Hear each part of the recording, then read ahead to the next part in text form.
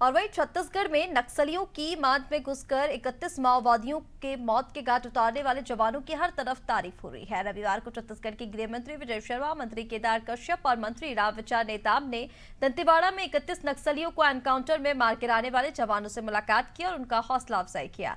इस दौरान विजय शर्मा ने कहा कि वो केंद्रीय गृह मंत्री अमित शाह और सीएम साई का संदेश लेकर आए हैं। उन्होंने माता दंतेश्वरी के बेटे और बेटियों को बधाई देते हुए कहा कि आपकी भुजाओं की ताकत ही जो इतनी बड़ी लड़ाई लड़ी है।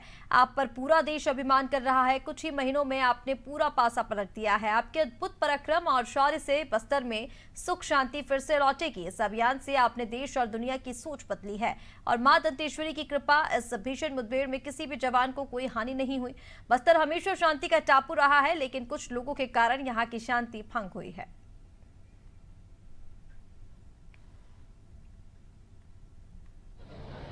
सब कुछ निर्णित होने वाला है।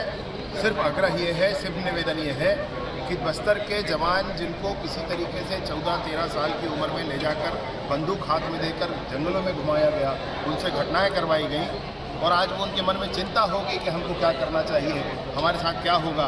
उन सब की चिंताओं को एक साथ खत्म करते हुए मैं अपील करता हूँ, माननीय मुख्यमंत्री जी का स्पष्ट निर्देश है, माननीय विष्णुदेव साई जी का, माननीय अमित शाह जी का स्पष्ट निर्देश है कि वो वापस आए, मूल धारा में जुड़े।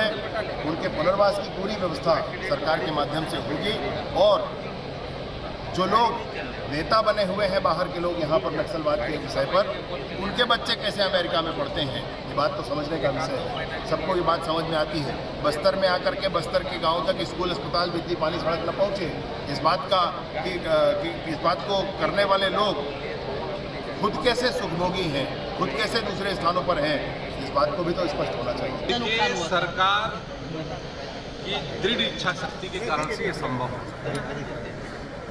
शक्ति तो पहले भी थी, लेकिन सरकार की इच्छा नहीं थी। लेकिन आज चाहे केंद्र में बैठे हुए हमारे माननीय गृह मंत्री अमित शाह जी हो या राज्य में बैठे हमारे माननीय विष्णुदेव साई जी, इनकी पूरी इच्छा शक्ति है कि हमारा ये पूरा क्षेत्र नक्सल मुक्त हो और उस दिशा में लगातार हमारे जो जवान हैं उसको अंजाम देने में लगे हुए हैं।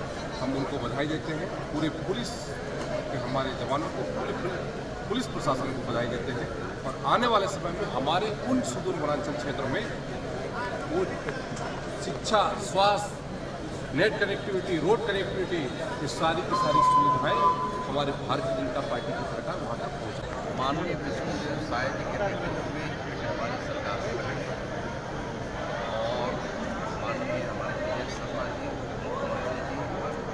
इस विभाग को जब से संभाला है तब से आपको नया समाचार भी मिल रहा है।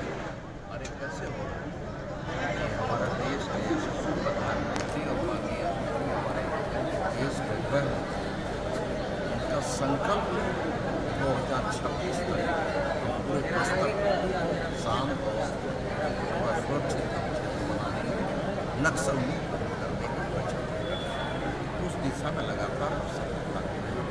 उसके लिए यहाँ के तमाम